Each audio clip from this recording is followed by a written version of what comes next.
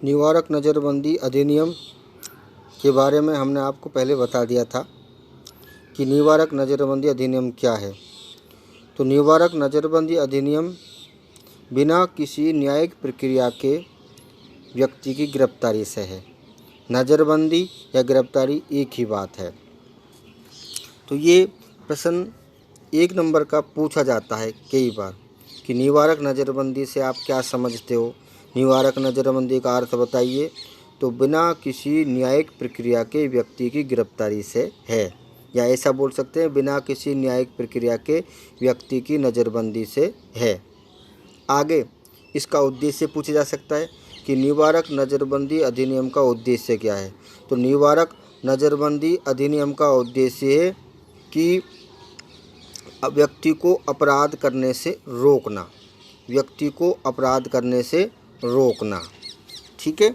उसके बाद जब इसमें प्रावधान किया गया, जब राज्यों को यह अनुमान हो जाए कि किसी व्यक्ति से जो अपराध करने वाला, किया नहीं है अपराध करने वाला है, उससे राज्य की सुरक्षा को खतरा है या खतरे की धमकी मिल रही है, तो सीमित अवधि अर्थात बिना जांच किए 3 महीने तक उस व्यक्ति को गिरफ्तार किया जा सकता है। 3 महीने तक तो ये प्रावधान है कि बिना जांच किए उसको गिरफ्तार किया जा सकता है। जबकि आपको बताया गया था कि यदि न्यायिक प्रक्रिया से व्यक्ति को गिरफ्तार किया जाता है आर्टिकल 22 के अंतर्गत, तो 24 घंटे के अंतर्गत उसको न्यायालय के समक्ष, यानी 24 घंटे के अंतर्गत जांच करनी पड़ती है और उसको न्यायपालिका के समक्ष प्रस्तुत करना पड़ता है। लेकिन यहाँ पर ऐसा प्रावधान नहीं है। यहाँ पर प्रावधान दे रखा है कि 3 महीने के, कितने माह का दे रखा कि 3 महीने से अधिक तो जब भी रखें, लेकिन 3 महीने तक, 3 महीने से अधिक भी गिरफ्तार रख सकते हैं गिरफ्तारी, लेकिन उसके लिए एक समिति बनाई जाती है और उस समिति में एक व्यक्ति जो दे रखा है उच्च न्यायालय का न्यायाधीश हो, एक व्यक्ति उच्च न्यायालय का न्यायाधीश हो।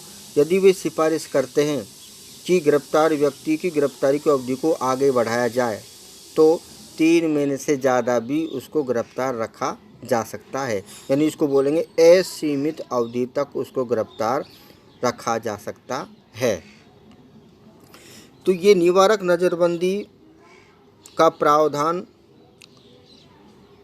अपराधी जिन्होंने गंभीर अपराध किया है, जो आतंकवादी हैं और भारत में निवास कर रहे विदेशी देश के शत्रु हैं, उनके ऊपर ये लागू होता है। देश की अखंडता, देश को अलगाववाद, देश को गंभीर सांप्रदायिकता के दंगों से बचाने के लिए निवारक नज़रबंदी अधिनियम का प्रावधान किया गया है। इससे लोकतंत्र की रक्षा, देश की एकता और अखंडता सुनिश्चित होती है। अब इसके संदर्भ में समय समय पर कानून बनाए गए हैं और उनके नाम भी परिवर्तित किए गए हैं। तो सबसे पहले जो कानून बनाया गया था उसको बोलते हैं 1955 में, जो इसमें दे नहीं रखा, 1955 में बनाया गया था निवारक नज़रबंदी अधिनियम।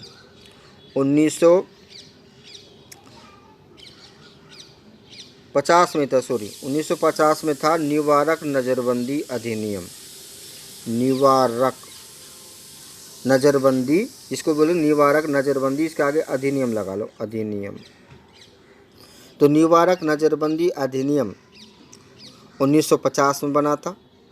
बाद में इसका नाम परिवर्तित कर दिया गया और इसका नाम किया गया, जो आगे उसको बोलते हैं राष्ट्रीय सुरक्षा कानून। राष्ट्रीय सुरक्षा कानून, मेंटेनेंस ऑफ इंटरनल सिक्योरिटी, जिसको मीसा के नाम से भी जाना जाता है। तो उसके बाद इसका नाम आगे और परिवर्तित कर दिया 1985 में, जिसको कर दिया टाडा, ये आतंकवादी एवं विध्वंसकारी गतिविधि अधिनियम। उसके बाद इसका नाम पुनः परिवर्तित किया और 2000 के लगभग इसका नाम कर दिया, जिसको बोलते हैं पोटा, आतंकवाद निरोधक अधिनियम। क्या कर दिया? आतंकवाद निरोधक अधिनियम। लेकिन इस पोटा को 2002 में यूपीए की सरकार ने समाप्त कर दिया। किसकी सरकार ने समाप्त कर दिया? यूपीए की सरकार ने समाप्त कर दिया। और अब इसका नाम है यूएपीए, यानी गैर कानूनी गतिविधि अधिनियम। गैर कानूनी गतिविधि अधिनियम।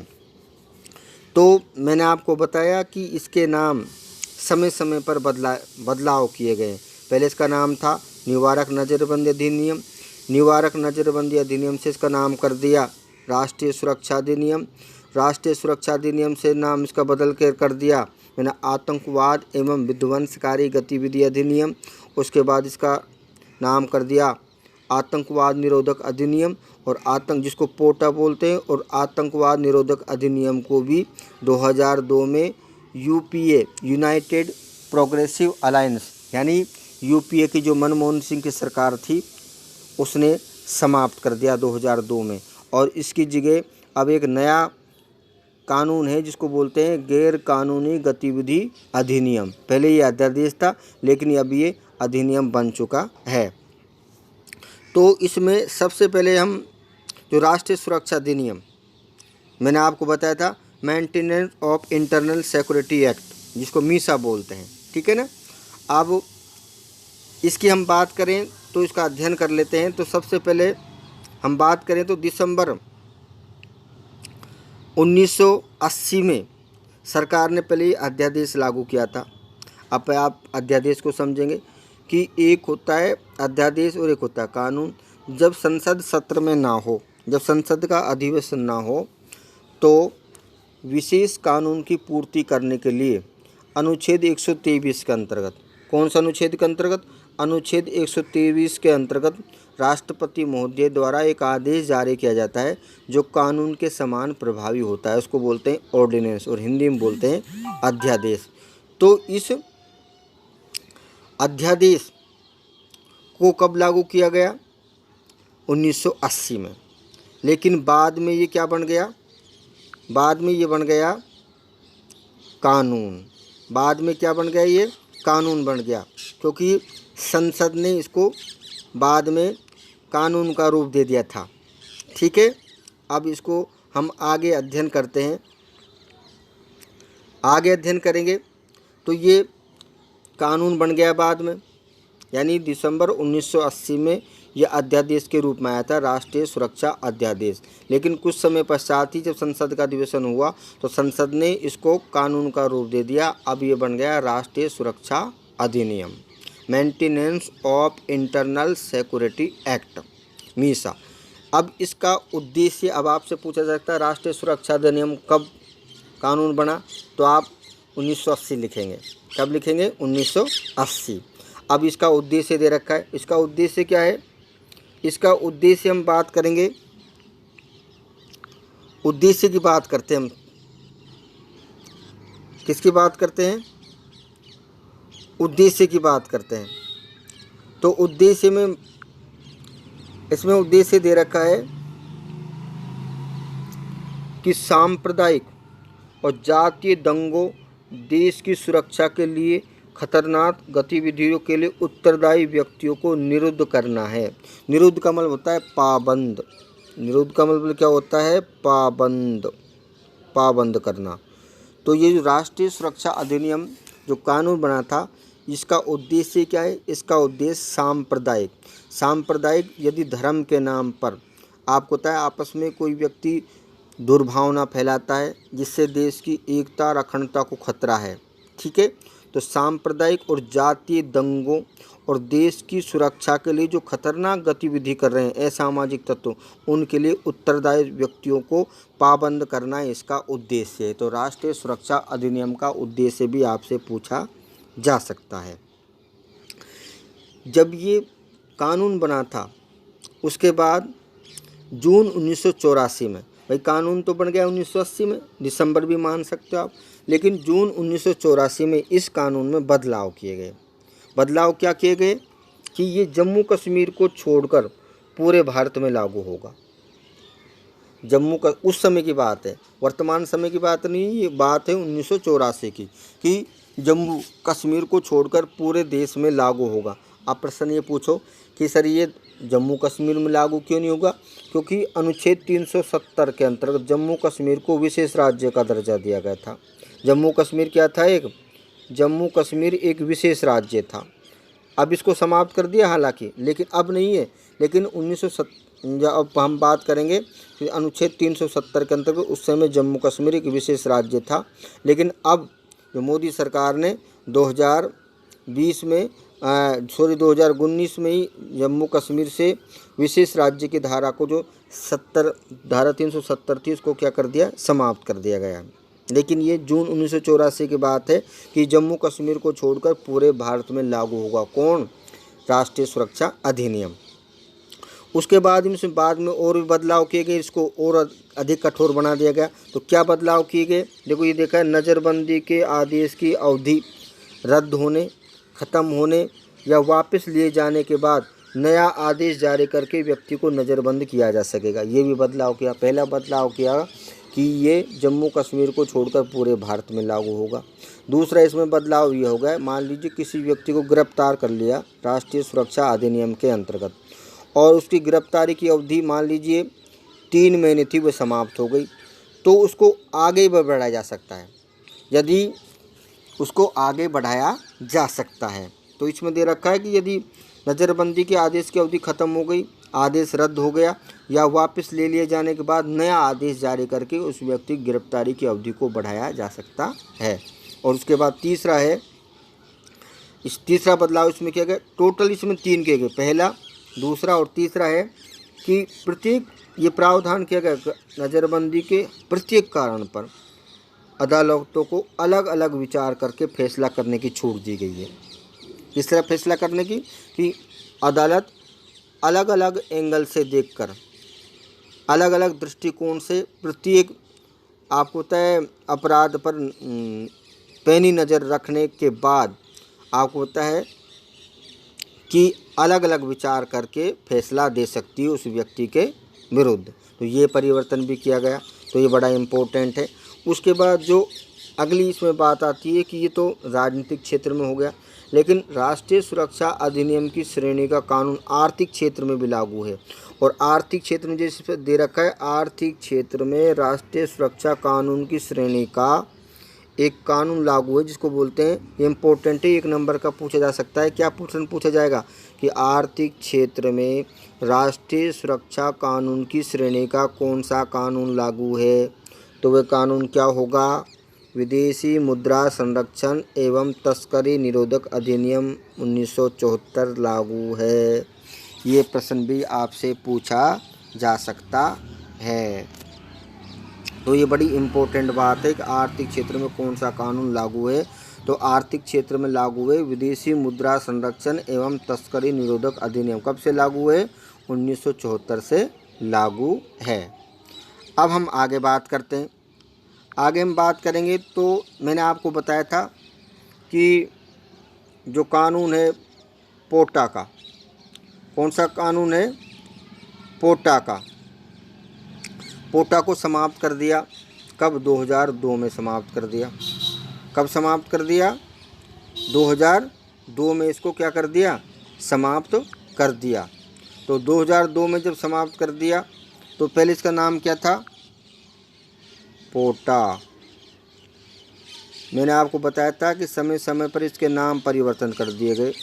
तो जो आपको पता है जो टाडा था उसका नाम 2000 में परिवर्तित कर दिया, क्या कर दिया, पोटा के रूप में, प्रिवेंशन ऑफ टेररिज्म एक्टिविटीज़, ठीक है ना। तो इस पोटा को भी 2002 में यूपीए की सरकार ने क्या कर दिया, समाप्त कर दिया। कब कर दिया, 2002 में इसको समाप्त कर दिया। तो इसकी जगह कौन सा कानून आया, इसकी जगह कानून आया गैर कानूनी गतिविधि निवारण अध्यादेश। पहले ये अध्यादेश था लेकिन बाद में अब क्या बन गया, कानून बन गया। इस कानून को वर्तमान समय में बोलते हैं UAPA, यानी unlawful activity prevention act. Hindi में क्या बोलेंगे इसको, गैर कानूनी यानी अनलॉफुल, ठीक है ना, एक्टिविटी यानी गतिविधि, प्रिवेंशन यानी निवारण, और अब ये एक्ट बन गया, पहले ऑर्डिनेंस था, अब क्या बन गया, एक्ट बन गया। तो अनलॉफुल एक्टिविटीज प्रिवेंशन एक्ट बन गया है ये, जिसको बोलते हैं UAPA। इस अधिनियम, अब ये पहले अध्यादेश था, तो पोटा, मैंने आपको बताया पोटा कानून को समाप्त करने के बावजूद राष्ट्रीय और अंतर्राष्ट्रीय स्तर पर आतंकवाद से निपटने के लिए एक कठोर कानून की आवश्यकता महसूस की गई। तो ये 2004 में कानून बना दिया।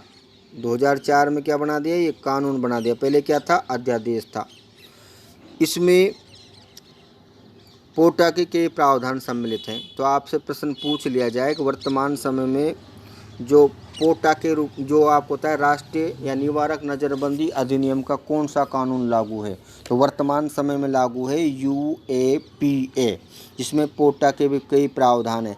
अब कई प्रावधान किताब में स्पष्ट नहीं कर रखे, मैं आपको बता देना चाहता हूं कि अब इसमें क्या प्रावधान कर दिया है कि अगर राज्य सरकार को यह अनुभव हो रहा है कि किसी व्यक्ति से जो अपराध करने वाला है राज्य की सुरक्षा को खतरा है, तो उसको गिरफ्तार कर सकता है। पहले ही अवधि 3 माह थी, अब उसको 9 माह कर दिया है। कितने माह कर दिया है, 9 माह, यानी 9 माह तक तो बिना जांच किए बिना उसको गिरफ्तार किया जा सकता है और इस अवधि को आगे भी बढ़ाया जा सकता है। तो ये सारे कठोर प्रावधान हैं। इसके क्या प्रावधान है, कठोर प्रावधान हैं। अब हम आगे बात करते हैं, इसके मूल्यांकन की बात कर लेते हैं। किसकी बात करते हैं, इसके मूल्यांकन की बात करते हैं। तो इसमें केवल 2 ही कानून दे रखे हैं। इसमें केवल कितने कानून दे रखे हैं, 2 कानून दे रखे हैं और बाकी का वर्णन नहीं किया है। जो मैंने आपको कौन कौन से बताए थे, मैंने आपको निवारक नज़रबंदी अधिनियम बताया था, उसके बाद मैंने आपको जो मैंने आपको बताया था आंतरिक सुरक्षा अधिनियम, वो भी नहीं दे रखा। इसमें केवल राष्ट्रीय सुरक्षा अधिनियम दे रखा, उसके बाद टाडा भी नहीं दे रखा और पोटा भी नहीं दे रखा। तो जो नहीं दे रखे उनके केवल हमें नाम याद करने, बाकी के कुछ याद करने नहीं है। तो वर्तमान समय में कौन सा कानून लागू है, जो मैंने आपको बता दिया कि वर्तमान समय में लागू है कि गैर कानूनी गतिविधि निवारण अध्यादेश की जगह अब क्या कर देंगे, अधिनियम कर देंगे। क्या कर देंगे, अब अधिनियम, अब अधिनियम के रूप में लागू है ये, अब ये कानून बन गया है। अब इसकी आलोचना पूछी जा सकती है। सबसे पहले 4 नंबर तक का अधिकतम प्रश्न जा सकता है कि निवारक नज़रबंदी अधिनियम पर टिप्पणी लिखिए। तो टिप्पणी में क्या आएगा, तो सबसे पहले आप इसका अर्थ बताएंगे, अर्थ आपको बता दिया। उसके बाद इसका उद्देश्य बताएंगे, उद्देश्य के बाद किन परिस्थितियों में व्यक्ति को गिरफ्तार किया जा सकता है, कितनी अवधि तक गिरफ्तार किया जा सकता है, फिर प्रारंभ में इसका क्या नाम था, और फिर उसके बाद में आप राष्ट्रीय सुरक्षा अधिनियम के बारे में और गैर कानूनी जो वर्तमान समय में चल रहा है ये कानून के बारे में, उसके बाद इसकी आलोचना और 2 महत्व बता देंगे। तो ये टिप्पणी हो जाएगी, यानी समग्र मूल्यांकन हो जाएगा। अब इसकी हम करेंगे आलोचना। सबसे पहले ये लोकतांत्रिक है, प्रतिक्रियावादी संविधान की महान सफलता है, निरंकुशता का प्रतीक है। ये किसका प्रतीक है, निरंकुशता का, क्योंकि जब निवारक नज़रबंदी अधिनियम के अंतर्गत व्यक्ति को गिरफ्तार किया जाता है तो उसके मौलिक अधिकार समाप्त हो जाते हैं, फिर उसको 24 घंटे के अंतर्गत न्यायालय में प्रस्तुत नहीं किया जाएगा। तो इसलिए उसको अब लोकतांत्रिक अधिकार नहीं मिल पाते, इसलिए इसको कहते हैं कि ये अलोकतांत्रिक है। प्रतिक्रियावादी संविधान की असफलता है, ये निरंकुशता का प्रतीक है। ऐसी इसकी आलोचना है। और एक प्रोफेसर MV पायली थे, कौन थे, MV पायली ने कहा था कि लोकतंत्र के सुंदर मुखड़े पर कलंक है। किसको कहा था, निवारक नज़रबंदी अधिनियम को। तो वो भी इसकी आलोचना हो सकती है, लेकिन हम कहेंगे इसका महत्व भी है। महत्व क्या है कि देश अलगाववाद आतंकवाद की मार झेल रहा है। ऐसे समय में इस प्रकार के कानून की आवश्यकता है जो देश को अलगाववाद और आतंकवाद से बचाए। अलगाववाद किसको बोलते हैं कि जब राष्ट्रीय हितों की बजाय क्षेत्रीय हितों को प्राथमिकता दी जाए और वो क्षेत्र अलग होने की मांग करे, देश से अलग होने की मांग करे, तो उसको बोलते हैं अलगाववाद। तो जब अलगाववाद की मांग बढ़ेगी देश की एक तरह अखंडता को खतरा होगा। और आतंक भी आपको पता है भय के आधार पर काम करता है। ये भी देश को, जो अलगाववाद की गतिविधि है, सांप्रदायिकतावाद की गतिविधि और आतंकवाद की गतिविधि, ये सब देश को तोड़ने का काम करती है। इसलिए देश की एकता और अखंडता को बनाए रखने के लिए आतंकवाद से, सांप्रदायिकता से और अलगाववाद से देश की रक्षा करने के लिए निवारक नज़रबंदी अधिनियम की आवश्यकता महसूस की गई। इसके अलावा इसमें एक और इम्पोर्टेंट बात है कि प्रजातंत्र की रक्षा करने के लिए यदि असामाजिक तत्व प्रजातंत्र को नुकसान पहुंचाते तो इस अधिनियम के अंतर्गत उसको गिरफ्तार किया जा सकता है, इसलिए प्रजातंत्र की रक्षा भी होती है। एक न्यायाधीश है जिनका नाम था पातंजलि शास्त्री, उन्होंने निवारक नज़रबंदी अधिनियम की कानून की उपयोगिता को निम्न प्रकार से व्यक्त किया है। क्या कहा है कि ये भयावह उपकरण की आवश्यकता नहीं थी, वैसे तो कोई स्थान नहीं प्रजातंत्र में भयावह उपकरण की बात किसकी कही है, निवारक नज़रबंदी की, लेकिन मौलिक अधिकारों की पवित्रता के प्रतिकूल संविधान में प्रतिज्ञाओं के विरुद्ध है ये, क्योंकि जब इस अधिनियम के अंतर्गत व्यक्ति को गिरफ्तार किया जाएगा तो उसको मौलिक अधिकार प्राप्त नहीं होंगे। लेकिन उन्होंने कहा ये तो अभी तक बताइए कि इसके लिए कोई स्थान नहीं था, क्योंकि ये प्रजातंत्र में कोई स्थान नहीं है, क्योंकि ये भयावह उपकरण है, ये मौलिक अधिकारों की पवित्रता के विरुद्ध है। लेकिन उन्होंने कहा है कि समाज विरोधी और विध्वंसकारी तत्वों के विरुद्ध की गई है इसकी व्यवस्था, जिससे नव प्रजातंत्र के राष्ट्रीय हित को खतरा है। तो उन्होंने नकारात्मक रूप से कहा है। कुल मिला के समझ सकते हैं कि यद्यपि निवारक नज़रबंदी अधिनियम का लोकतंत्र में कोई स्थान नहीं, क्योंकि मौलिक अधिकारों के विपरीत, किंतु प्रजातंत्र की रक्षा करने के लिए, विध्वंसकारी तत्वों के विरुद्ध कार्रवाई करने के लिए निवारक नज़रबंदी अधिनियम की आवश्यकता है। तो ये निवारक नज़रबंदी अधिनियम का जो हम बात कर रहे थे अनुच्छेद 22 में दोनों बात आती है। न्यायिक प्रक्रिया से गिरफ्तारी, तो गिरफ्तारी व्यक्ति को 3 प्रकार का अधिकार प्राप्त होंगे, जो आपको बता दिया कि गिरफ्तारी का कारण जानने का अधिकार होगा, 24 घंटे के अंदर न्यायालय में प्रस्तुत करने का अधिकार होगा और उसको न्यायिक वकालत यानी कानूनी परामर्श का अधिकार प्राप्त होगा। लेकिन अनुच्छेद 22 सामान्य नागरिकों के ऊपर लागू होता है, जो सामान्य नागरिक जिनको गिरफ्तार किया जाता है। लेकिन जो देश के शत्रु हैं, आतंकवादी हैं या विध्वंसकारी तत्व हैं और देश की एकता अखंडता के लिए खतरे हैं, और उनके ऊपर निवारक नज़रबंदी अधिनियम लागू होता है। तो निवारक नज़रबंदी अधिनियम लागू होते ही उनके मौलिक अधिकारों को छीन लिया जाता है और उनको वे अधिकार प्राप्त नहीं होते जो एक सामान्य नागरिक को प्राप्त होते हैं। और हालांकि ऐसा कहते हैं कि इसके दुरुपयोग की संभावना है, किंतु दुरुपयोग की संभावना होने के बावजूद ये कहा जा सकता है कि देश की एकता और अखंडता की रक्षा करने के लिए, जिससे आतंकवाद से, अलगाववाद से, सांप्रदायिक गतिविधियों से और विध्वंसकारी तत्वों से देश की एकता और अखंडता की रक्षा करने के लिए, प्रजातंत्र की रक्षा करने के लिए इसका उपयोग बहुत ज़रूरी है। लेकिन इसका प्रयोग विषम परिस्थितियों में ही किया जाना चाहिए और किया भी जाता है। अब हम आगे बात करते हैं, जो अगले अधिकार की बात करते हैं। तो जो अगला मौलिक अधिकार है वह है शोषण के विरुद्ध अधिकार। कौन सा है? शोषण के विरुद्ध अधिकार। तो शोषण के विरुद्ध अधिकार में हम बात करेंगे अनुच्छेद 23 और 24 की बात करेंगे। तो संविधान के अनुच्छेद 23 और 24 के द्वारा सभी नागरिकों को शोषण के विरुद्ध अधिकार प्रदान किया गया, शोषण के विरुद्ध अधिकार प्रदान किया गया, जिसको अनुच्छेद 23 और 24 को हम अलग अलग पढ़ने का प्रयत्न करेंगे, जिसमें सबसे पहले हम बात करते हैं अनुच्छेद 23 की बात करते हैं। किसकी बात करते हैं? अनुच्छेद 23 की बात करते हैं। तो अनुच्छेद 23 में आता है मानव के क्रय विक्रय और बेगार पर रोक। तो हम आज़ादी से पहले की स्थिति पर आते हैं कि आज़ादी से पहले जब भारत का संविधान लागू नहीं हुआ था, उस समय मानव की खरीद फरोख्त की जाती थी तथा उनसे बिना कुछ पारिश्रमिक दिए उनसे काम लिया जाता था, इसको बोलेंगे बेगार। तो अनुच्छेद 23 के अंतर्गत भारत का संविधान लागू होते ही मानव के क्रय विक्रय और बेगार पर रोक लगा दी गई। अब कहा गया है कि इस अनुच्छेद द्वारा बेगार और इसी प्रकार जबरदस्ती करवाए गए श्रम का निषेध किया गया है। यानी पहले जो बिना कुछ उचित वेतन दिए या भत्ता दिए, मजदूरी दिए जो काम करवाया जाता था, अब काम नहीं करवाया जा सकता। अगर कोई व्यक्ति विशेष या से काम कराया जाता है तो उसके बदले में उसको उचित पारिश्रमिक देना पड़ेगा, यानी बेगार को दंडनीय अपराध घोषित कर दिया। उसी प्रकार से पहले गिरमिटिया मजदूर थे, दास प्रथा के रूप में आपको तय उनको खरीदा और बेचा जाता था, इसलिए अब मानव के क्रय विक्रय पर भी रोक लगा दी गई है। इसमें कहा गया है कि खेतिहर श्रमिकों, बंधुआ मजदूरों, स्त्रियों और बच्चों से बेगार करवाकर उनका शोषण किया जाता था। अब उसको क्या है, दंडनीय अपराध घोषित कर दिया गया है। लेकिन ये बात ज़रूर है कि राज्य सरकार के द्वारा एक समान श्रम योजना के अंतर्गत किसी भी व्यक्ति से काम करवाया जा सकता है, लेकिन उसमें जाति, धर्म, लिंग, सामाजिक स्तर के आधार पर, धर्म के आधार पर कोई भेदभाव नहीं किया जा सकता या जाता है।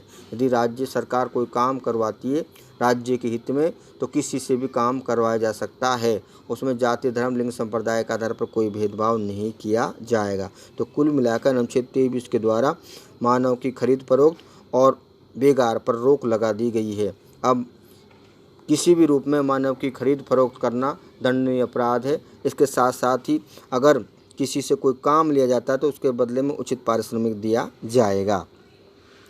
उसके बाद हम बात करते हैं बाल श्रम के निषेध की बात करते हैं कि बाल श्रम बड़ा इम्पोर्टेंट अनुच्छेद 24 के अंतर्गत प्रावधान किया गया है कि 14 वर्ष से कम आयु के बच्चों को कारखानों, खानों और जोखिम वाले कामों पर नियुक्त नहीं किया जाएगा, अर्थात उनसे काम नहीं लिया जाएगा। और ये प्रश्न 2020 में पूछा भी जा चुका है। बाल श्रम के अंतर्गत क्या प्रावधान किए गए हैं? 1 नंबर का तो बाल श्रम के अंतर्गत प्रावधान किए गए हैं कि 14 वर्ष से कम आयु के बच्चों से कारखानों, खानों और जोखिम वाले काम नहीं करवाए जाएंगे।